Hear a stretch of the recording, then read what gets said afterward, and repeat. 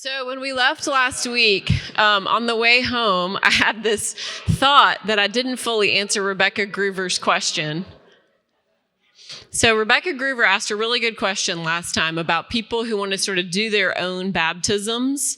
And I didn't really finish my answer because my timer, my alarm thing that tells me to go to worship had gone off. So I wanted to come back to that for a minute because there are two other things besides here, let me go back to my screen about baptism. Besides the fact that both of these are valid, there are some things that we say are essential to baptism, no matter what kind of setting or the way the water is administered. Do y'all know what those requirements are? We're going backwards. Dig back in your mind.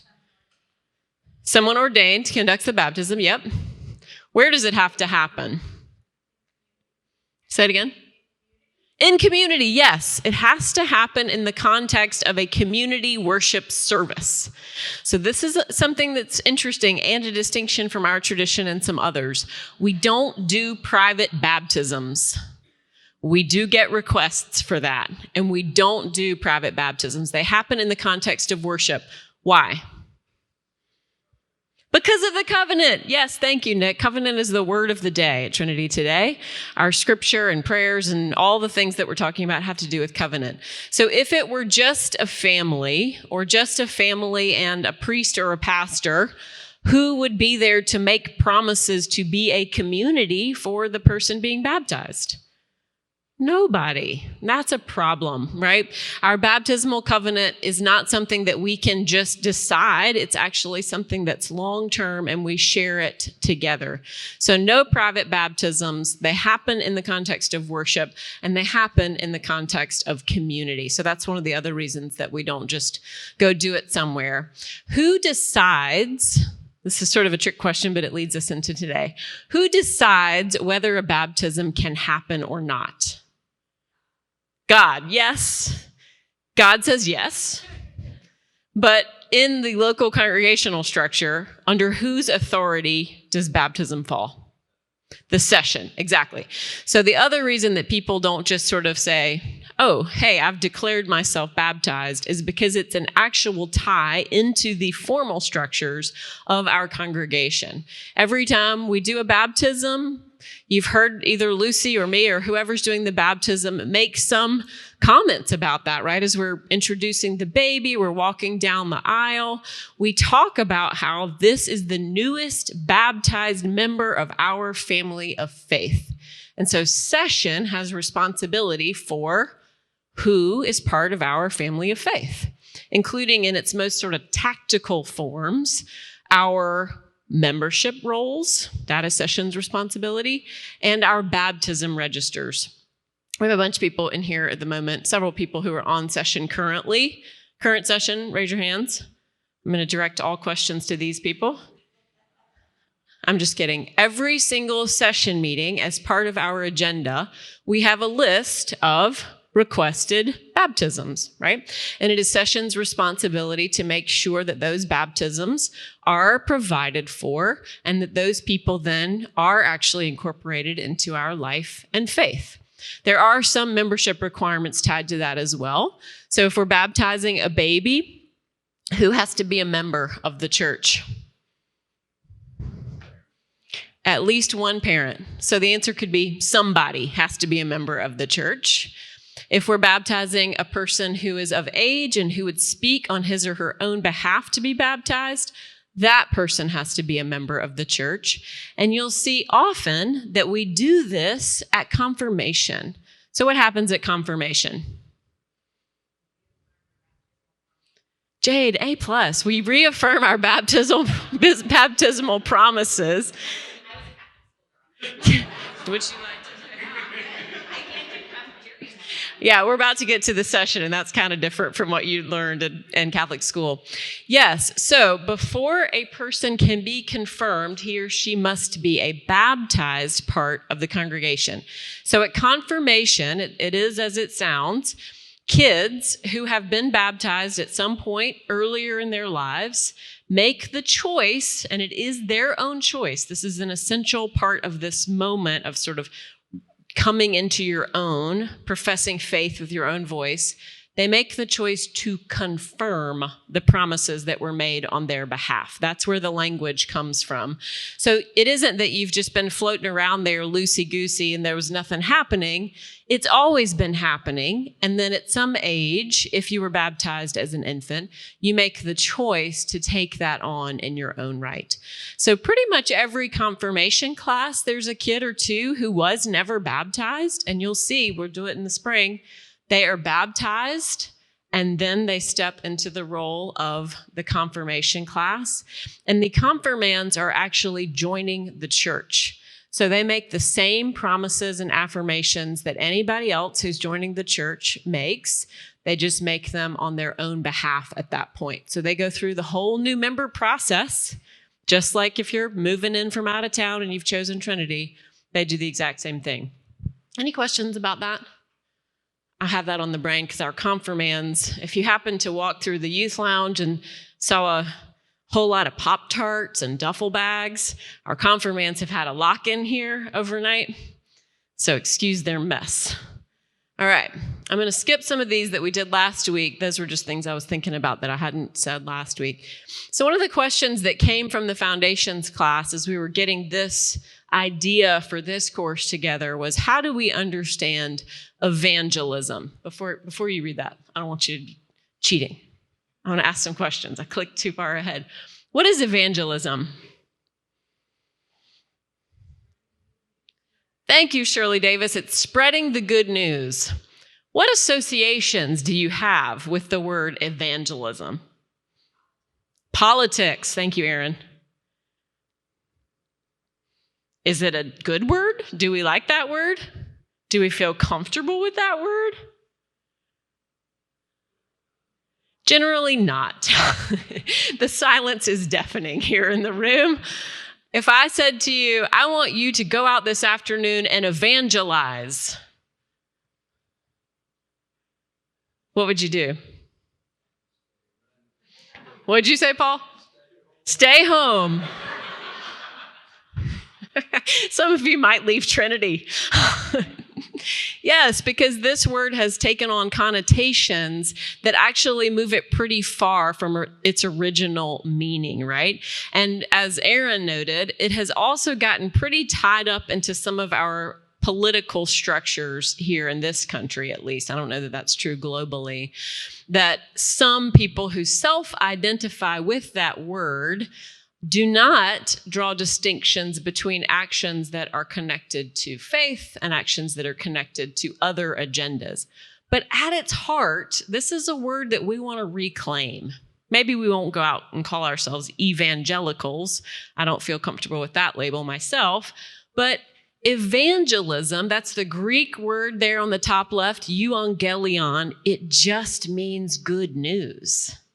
So for us to kind of unpack it and peel back some of the tangled layers of meaning that come with this word right now actually helps us realize that we do evangelize, even if we don't use that terminology for it.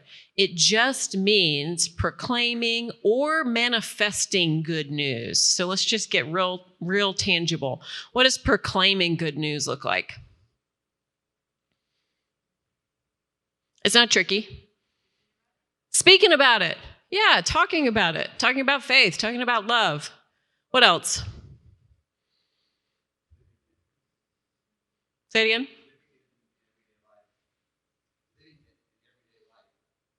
What kind of everyday life?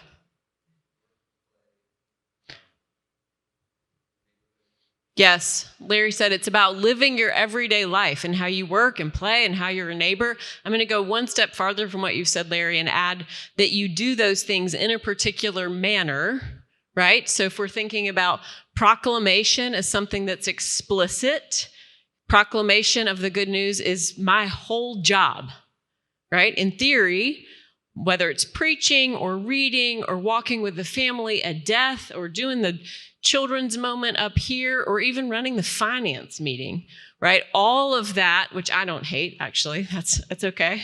Judy went, ugh. No, the finance meeting is important. We need the finance meeting.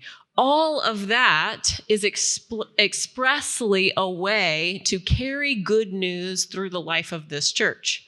And to Larry's point, we also do it sometimes when we're not proclaiming it. We're not speaking it or saying out loud that we're doing anything. And that is the manifestation of good news, which is also evangelism.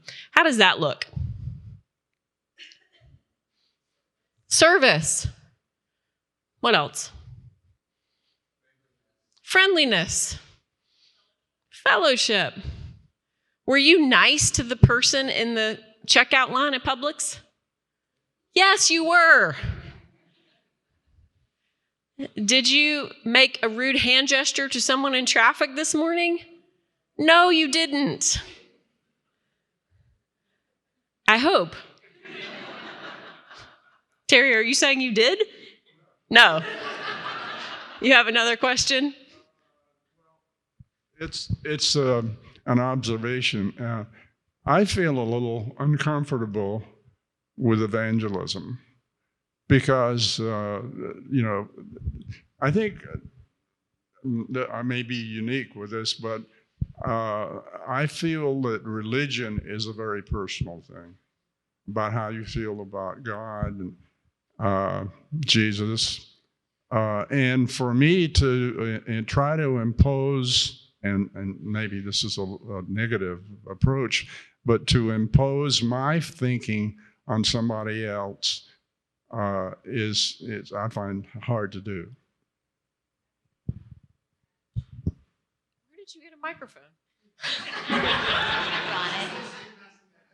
I just carry this with me everywhere I go. It's for evangelism. That's actually true. Just to give the group context about how this question came up in Foundations, our class studies, we develop an adult lesson around the same scripture that the children are studying each week. And in many of them, the end of it is Jesus or someone else saying, so go out and tell people about me and spread the news. And so the class, after about 40 times, was like, what is our charge? What is our real charge? As Christians and also as Presbyterians, what does it mean to evangelize within our contextual framework? Like, what does that mean? What are we supposed to be doing? And we know what we're not supposed to be doing. We're not supposed to be weaponizing it. We're not supposed to be shoving it down people's throats. But that's where the question came from. It was really like, how do we execute on the charge that seems to be given over and over and over? We're not sure what to do. So that was the context behind this. Yeah, thanks, Bonnie. And I'm going to weave together what Terry and Bonnie have both said, because this is a point of distinction in how we proclaim or manifest. And it really does differentiate us from some other traditions, right? So there is no prize for any of us, including me, if we just keep adding people to the rolls of Trinity Presbyterian Church, right? If I had asked you, I should have thought 2 steps back and asked you, what's a sign of a healthy church? What would you have said? Growth. That's what people always say. What kind of growth? Yeah, exactly. So we want to be thinking not so much about numbers and just adding to our number as we do about depth of engagement, about people finding a place to understand their personal journey in faith. So to your point, Terry, about what am I learning and how am I being shaped and changed and responding to God's love for me, but in community. Right? We actually don't think that that's something that happens solely on our own, by ourselves at our homes. And this is a place where our goal, our expressed goal, differs from some other traditions because we are not the ones counting salvation. So let's tie this all the way back. I don't remember what week we did theology. Weeks 2 and 3, maybe we did theology. And we talked about the good news that in our tradition, we understand that who accomplishes salvation? This is not a trick question. Who accomplishes salvation? Yes. How is salvation accomplished? Through the death and resurrection of our Lord Jesus Christ. What did we have to do with that? Nothing. What do we do to deserve that? Nothing. How do we earn it over and over again? We don't, right? So we are not constrained by needing to save ourselves, prove our worth, generate enough sales of faith, like going door to door to sell encyclopedias or knives or something.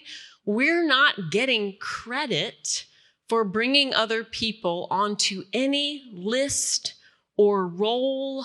We cannot, to your point, Terry, force anyone into their own real relationship with faith. That is a choice they're going to make or something they're going to discover. So what we do when we read those texts that say, go out and share, because they do, y'all are right. It says, go out, make disciples of all nations, right? Love your neighbor, love your enemy, it says. We're going to talk about that for several weeks going forward. We are doing that not for our sakes, not for any credit. It's not like my kid who has to sell the cookie dough for the band. Whew. And she says, Mom, if I sell $200 worth of dough, I get a $5 gift card. And I'm like, I'll give you a $5 gift card. Right? This is not a transactional faith.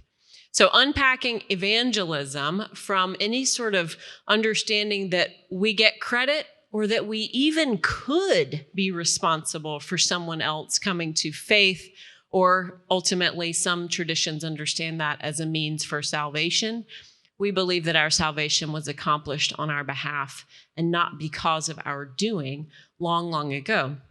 So we can kind of have the freedom, if you will, to rethink evangelism and not see it so much as a structured thing that's giving us a task and more about the way we live. So that if we're doing it right, whatever we say, proclamation, and whatever we do, manifestation, is loving.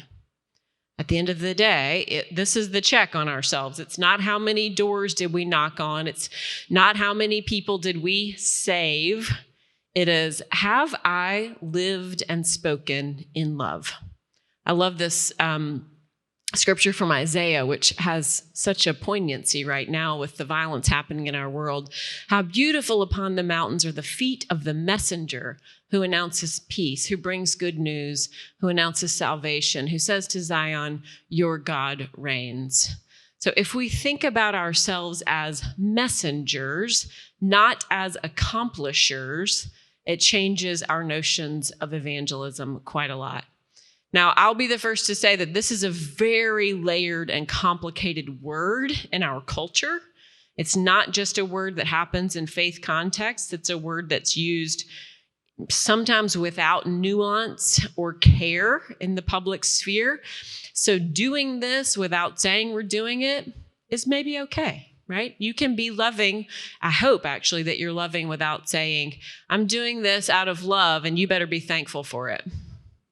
That takes something away from it, right? A life of evangelism. Maybe you say that to your kids. But a life of evangelism is simply acting as messenger of good news in everything. That's a pretty good audit to do at the end of your day if you're a person who does such things. Okay, related. A similar command in the Bible is, go, therefore, and make disciples of all nations. What are disciples? Let's just unpack it. Who said it? Followers. Yay, Ann Weaver. Followers. What are we following? Jesus. What does it mean to follow Jesus? Love everyone. Yeah. I mean, at its simplest, I'm not trying to be tricky. At its simplest, it is doing as Jesus told us to do and doing as Jesus did himself. Right? Do as I have said, do as I do. Disciples are people who, at the earliest, literally followed, right? The first disciples were people who were going about their everyday lives, and they were carpenters and fishermen, and one was a tax collector. And they were called away from that to a physical life of following, where they journeyed with our Lord as he was in a walking ministry. He walked from town to town and was doing all sorts of interesting and, frankly, kind of subversive things. We sort of sedate modern Christians don't like to think about following Jesus as a subversive or unpopular act or set of acts, but they were very much opposed to the empire around them. So that physical following for us is sometimes replaced into a more metaphorical understanding of following. What is the difference between a disciple and an apostle? Yes, someone was listening to my sermons. Bonnie, that makes me so happy. Apostles are people who are sent. So what's the difference between choosing to follow or answering a call to follow and being sent out to do?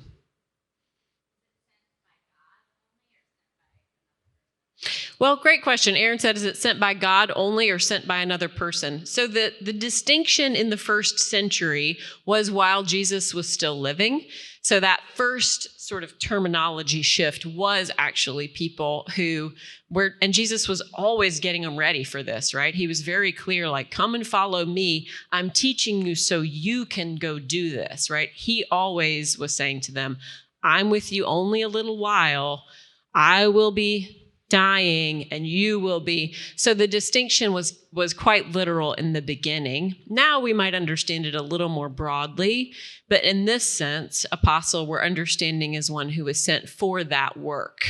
So we could say that it's God doing the sending. We could say that it's Jesus Christ doing the sending because they are of the same divinity, right? We believe in the Trinity. So we don't have to push too hard on the difference between the three persons of the Trinity doing the sending. So disciple and apostle are related, right? Ideally, we're both, right? This is sort of part of the paradox of being forgiven and needing forgiveness. We live in a need of grace and have already received grace all the time, all at once. We live in a posture of following, but also following so that we can be sent. Remember our conversation last week about the flow of worship and how we come in to be changed in order to be sent out to share with the world. Then we come back in to be changed, and then we're sent out to the world. Judy.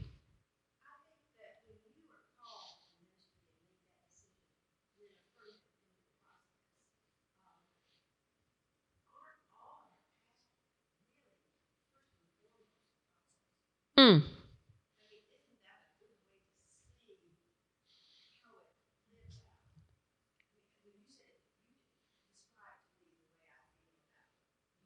Oh, yeah.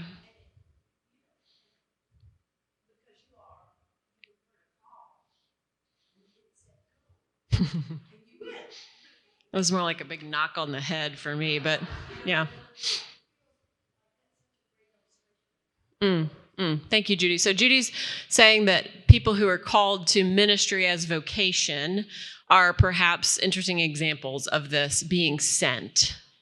Not alone, yes. So I think that's right. Yes, if we didn't believe that we were trying to live in the double role of disciple and apostle, we wouldn't do this probably.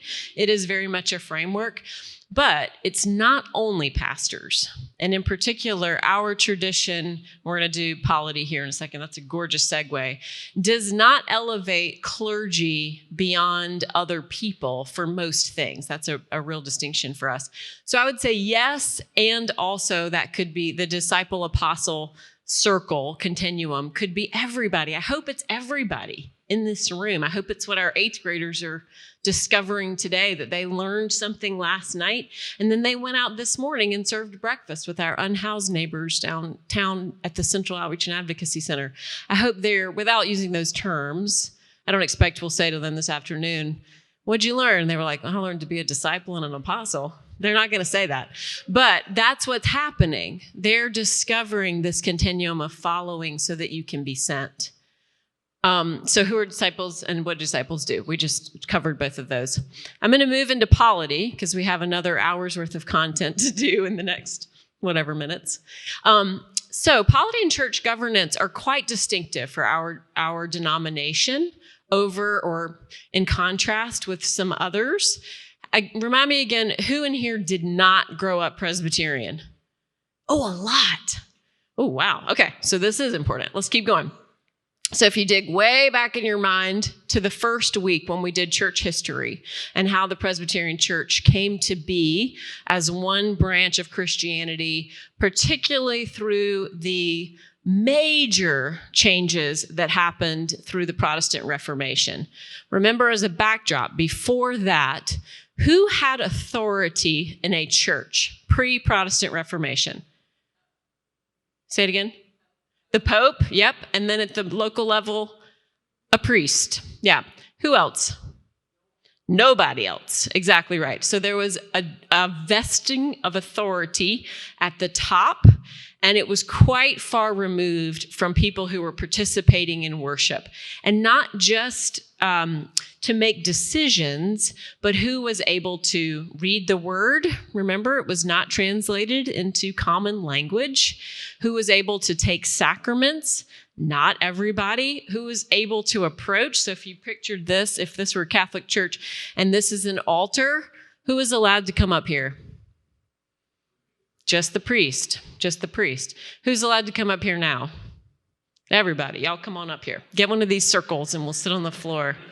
Just like the children's moment. So that's the backdrop, and that's a great point of concern for the first reformers. Why? The Protestant reformers, whose initial goal, remember, was to reform the Catholic Church, not to start a new line of faith. What were they worried about? Accessibility, yes. What'd you say, Tom? They didn't think that was scriptural, right? Here's Jesus who's preaching, welcome everybody, let the little children come to me, right? And then nobody's allowed to come, right? That was problematic. What else? Abuse of power. They were very, very concerned about corruption and abuse in the power holders of the Catholic Church. And so if somebody's at the top and power is consolidated in a very few, what's a way to correct for corruption? Spread the power, right? Flatten the power structure, if you will. So our leaders, our fathers in the faith, developed a governance structure that gives authority to lay people. In particular, John Calvin was thinking about flattening that structure, both for access, for the deepening of faith. How much harder would it be to hold something of a deep and personal and abiding relationship with the Lord you're not supposed to talk to or read or get close to, right? You can submit humbly at the feet of a statue. That's very different from having an engagement and participating in a sacrament. So that the moment of the Protestant Reformation had multiple purposes that are reflected in the governance structure that we have even now. The word presbyteros, that's the Anglicized version of the Greek word, means elder. And we are essentially a representative democracy. How are we different from the representative democracy we think of with our government? Who's on session again? Thank you, Nick. Nick's like, I am. I know who you are. You are. We got the clerk and assistant clerk in here right now. Let me ask a different question. Who has ever served on session anywhere? There we go. Okay, so it's most of the room. And when you serve on session, whom do you represent? The congregation. You represent everyone. So this is a difference. It is a representative leadership structure, but it is not representative in the sense that you have a contingency or, you're part of a cohort and your constituents have written you letters and demanded X, Y, Z, and you then go and fight for those constituents in the finance meeting. That is not how, no, that is... No, that actually does become the mindset for a lot of folks because that's the form of government we're used to, right? When we even do advocacy work as part of our faith, we say, write your representatives and tell them that as a person of faith, this issue matters to you. We want you to vote this specific way on this specific thing. That is not carried through into our church governance structure. So the needs of the church as a whole are represented by those who are serving on session, who are charged with making decisions, but they are not representing competing constituencies. In fact, If they are, then we have to step back at the session meeting and say, hang on, we all represent everybody's interests in the session. All right, who is ordained here? This was supposed to be one of those that goes point by point, and I messed it up. So here are all the things at one time. We ordain everybody. Great, right? Isn't that a wonderful thing about our church structure? Anyone can be ordained. If you're a member, you do have to be a member. Teaching elders and ruling elders are both called elders, but have different roles. Teaching elder is the book of order name for clergy. They are sometimes also still called ministers of word and sacrament, and ruling elders are together this session. So it's interesting and important that we have the same name, right? Those are sort of two sides of a coin. If our original governance structure was that we have lay people elected to be elders, then that's just splitting the role into some people who have the specific responsibilities that come with ordination as a clergy person, and some people who have the specific responsibilities that come with ordination as a lay person. But we say the same ordination vows when we are ordained. There's a third category of ordained persons allowed in our book of order, and those are deacons. This church does not have a diaconate. I don't actually know why. Someone who's been here longer than me can fill me in later if there's a story there. But it's an optional third body. If a church has both a session and a diaconate, their roles are usually split. So the session role is governance and discipline, and the diaconate role is ministries of compassion and care. And if there's only the session, all of that lives with the session. Does that make sense? I don't actually know why we don't have a diaconate. Does anyone know that answer who's been here forever? John, is it a quick story or no?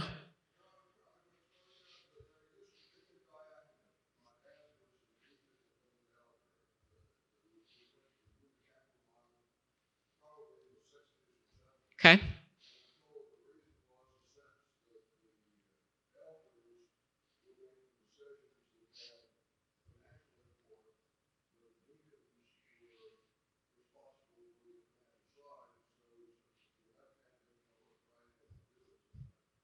Could y'all hear that?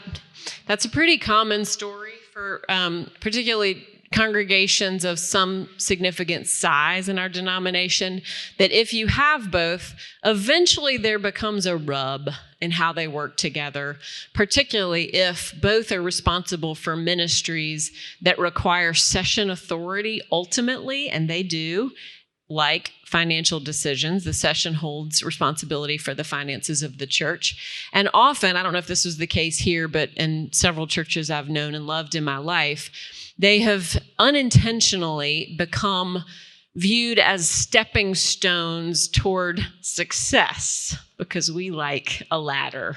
That's how we're wired, right? To think about, what am I moving toward?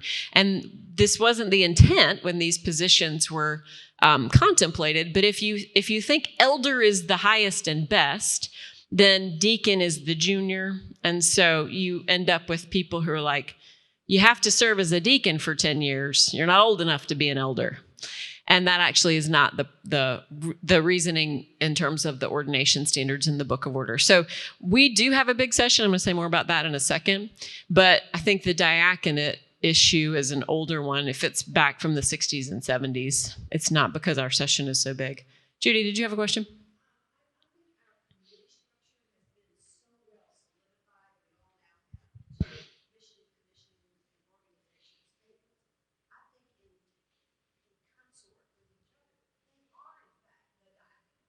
Yeah.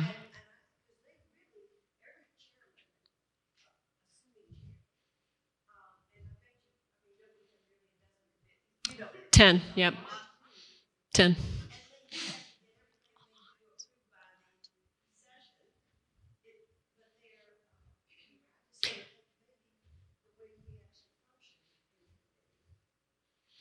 The roles are addressed. I think is what you're trying to say. So within our session structure, we do ensure all those ministries of care and compassion. We just haven't separated them out for a separate ordained role within the diaconate. So we have 10 session committees, and it is a lot. That is a lot of committees. That's something we're going to need to talk about as a church going forward, how much time we do committee stuff so that the committees then can have time to go do what the committees were supposed to do out in the world. But we have 10 session committees, and to your point, Judy, some of them do include those ministries of compassion, and they are all accountable back to session. So no one can get too far out over their skis and do something that's inconsistent with the mission of the church. They also can't spend money without oversight, which is a really important accountability piece. So our ordination vows are all the same, whatever role we have. I didn't put them all up there because they're so long. But by what authorities are we governed within those ordained roles? I just clicked it. The Bible is the big one, right? So if our session were doing something that was not consistent with our scriptural mandate, we would have a problem. And actually, it would fall to this one, and me to identify that. I'm the moderator of session, Bonnie's the clerk of session, and Drew's the assistant clerk of session. So if we saw something that was extra biblical happening, meaning outside the biblical mandate, we would have a duty to say, woo, we got to pause this. Let's come back to the table, friends, because this is not consistent with who we are and what we're charged to do. We also have a constitution of our denomination, the PCUSA. It has 2 parts. Who knows what they are? The Book of Confessions, and Lucy did confessions with y'all a couple of weeks ago. We have 12 official confessions in our Book of Confessions, and I listed them there. They're fascinating. Each of them was written at a point in time when there was dissension or division or conflict or infighting about what we believe. And so the church decided we need to know what we believe, and we will get together and articulate our beliefs in a clear way, with the goal being unity, not further division. So those all have really interesting context stories, backstories, origin stories. Foundations loves an origin story. The second part of our constitution in the PCUSA, the Book of Order, everyone's favorite bedtime reading. It actually is really fascinating. I know some of you we've got some policy or polity wonks in here. No one's going to confess to it. Maybe for Christmas, everyone gets a Book of Order this year. This is a brand new one. The Book of Order has just been amended at the General Assembly this past summer. And so we have a few new things. We actually have to change some of our manuals here at Trinity to adjust to what was changed in the Book of Order. It has 4 parts inside there. The foundations of polity, called the F section. The form of government, G, directory for worship, and church discipline. Which one is the biggest by length? Someone. The discipline is the longest one. Luckily, it's the one we have to use the least. We hope not to have to, but any situation that might arise is covered in the Book of Order. Okay, our structure flows upward, in a sense, or downward, depending on how you think about it, within the PCUSA. The largest form of our structure is the General Assembly. That's the national body. It has 166 member presbyteries, 8,705 congregations, 1,140,665 members. That gathering is, again, a representative gathering, and it meets every 2 years. It moves around the country and is a massive convention lanyard situation for a week. It's a whole thing. General Assembly meets every 2 years, and if things are changed, if amendments are made to the Book of Order, they come out of the General Assembly, those changes having been up and down the scale. So any proposed amendment to the Book of Order is discussed and voted on by each member presbytery, and then those member presbyteries send their votes and feedback up Then there are commissioners who go to the General Assembly. Then the Assembly goes through its own discernment process, and out of that comes an amendment. So this will not surprise you. Presbyterians do not do a lot of things fast. And changing the Book of Order is no exception. If it has been changed, it has been through usually years and years of process. The next layer down, so to speak, is a regional one called the Synod. Ours is the Synod of the South Atlantic. It's 171,000 members. I don't know why we have ministers in this next one. 2,090 ministers, 833 congregations, 16 presbyteries. It's Florida, Georgia, and South Carolina, basically. Then our most local form of denominational oversight is the Presbytery of Greater Atlanta. A few weeks ago, our executive presbyter, Aisha Brooks Johnson, preached here. Did y'all hear that? So the Presbytery of Greater Atlanta, it is really Greater Atlanta. It goes all the way to LaGrange, which I don't think of as Atlanta, but it's super Greater Atlanta. And it includes 83 congregations and then 33 worshiping communities that are either newly chartered or are in the process of becoming chartered worshiping communities. So that's a pretty interesting number to compare. 83 established and 33 in the process of being developed. I was surprised to find out how many are being developed. And then we, as a single congregation of that 83, are our own local church. Any questions about that structure? Anybody itching to go to GA on our behalf? Let me know. I can nominate you. Yeah. Yeah. She has her own. I remember us discussing, maybe it was at a presbytery meeting, occasionally there's a congregation that, for lack of a better word, folds, and something has to happen, and so I assume it would affect that overall number of congregations within our regional presbytery. But so there's 33 being developed, but what does it take? Under whose authority does one sort of close shop, and what happens to the congregants there? This is such a good question. Thank you, Bonnie. So under whose authority does a congregation stop being a congregation? Their own, ultimately. So the congregation itself has to vote to dissolve unless there's been wrongdoing to the extent that it's a disciplinary matter and the presbytery is having to come in and make a change. This is actually pretty common these days as churches get smaller and smaller, and they are not all able to be viable financially.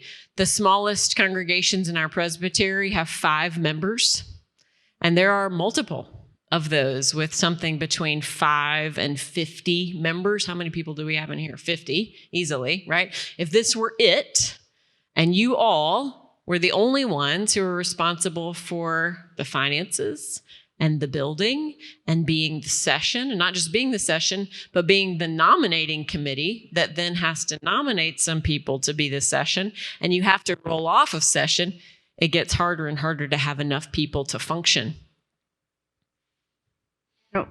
Was that top thing just PCUSA? Yes. Okay. That whole triangle to USA. And then what about when a church like Peachtree Pres goes from being Presbyterian to just Peachtree? Ooh, that's a hot topic. They haven't done that officially, is the short answer. So they've taken Presbyterian out of their branding, but they have not left the denomination officially. That's complicated by a number of things, and I'm going to hit a couple, and then we'll have to finish this next week. So a congregation that can no longer be sustained as a congregation, ultimately that session and congregation vote to dissolve. Then there is a process by which those members are invited into other congregations, and the property is always an issue there because we all hold our property in trust for the denomination. So ultimately, it becomes a presbytery decision about what to do with that property. And there's a whole process either for repurposing it, helping one of those 33 find a physical space they can use to worship, selling it, and then there's a whole set of requirements about how the proceeds are distributed. I actually have served on an administrative commission that walked for 2 years with the congregation as they were closing.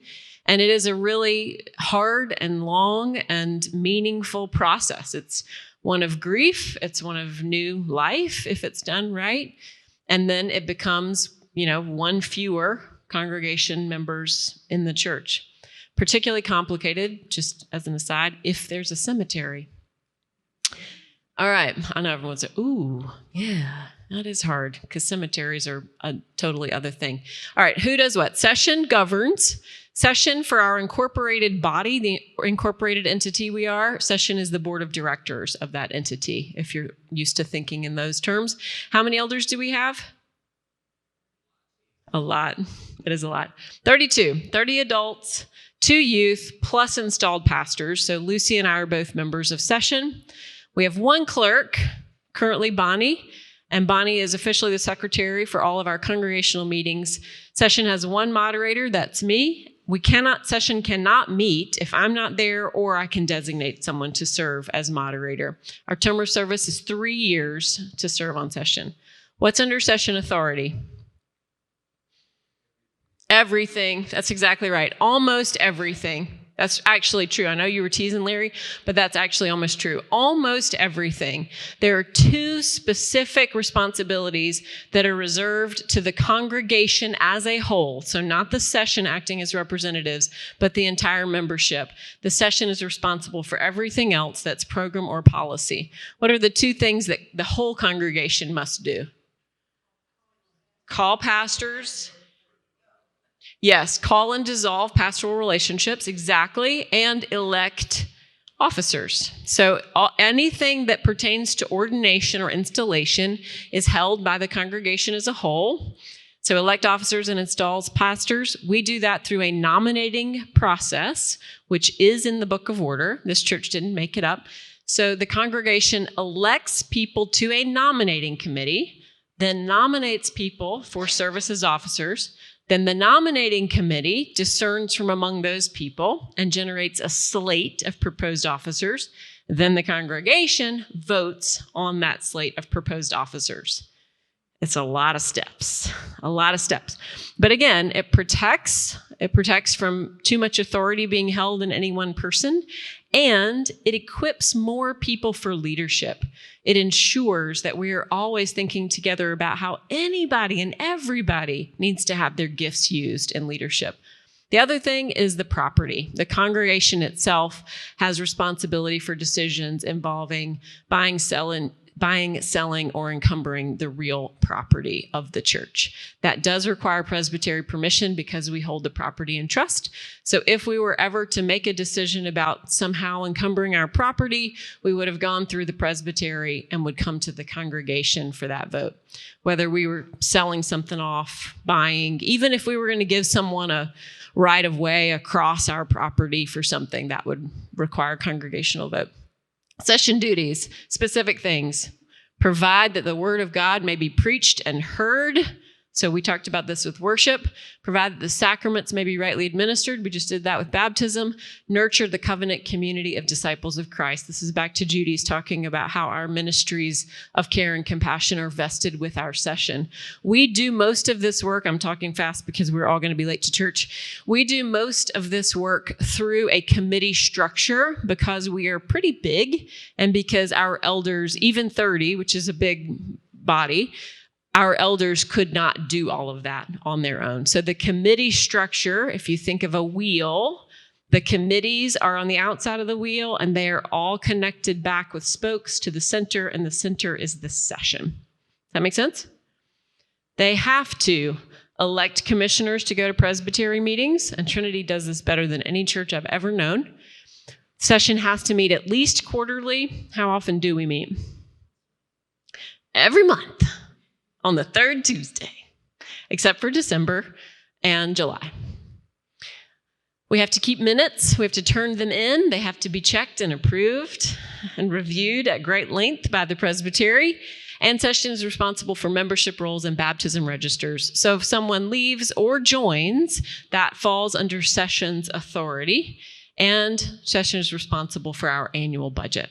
So technically that work, again, goes out to committee, and committees come back with expressions of their financial needs for the year. Those are put together, and session then adopts a budget that is within what we have to spend. If we somehow got crossways on that, that would be session's responsibility too. Okay, we made it. Yay.